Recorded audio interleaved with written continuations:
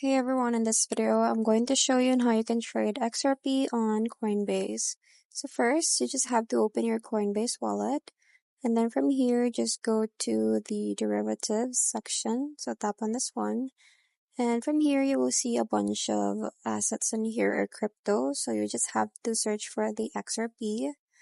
And then from here, you will see 3 options. So you just have to click on the closer month or date. So we're just gonna click on this one, and once you tap on that one, you will see this graph right here. So in here, you just have to click on this buy right here. So you just have to put here the amount of the crypto that you're going to store or trade.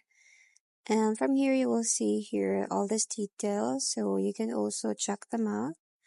And you can also check this checkbox right here if you want to. And you can also just skip it, so you don't have to check on that one.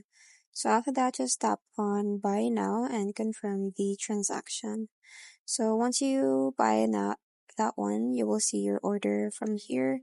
And if you want to cancel it, you will see a 3 dots at the side, so you can cancel it. And that's pretty much it. I hope you find this video helpful.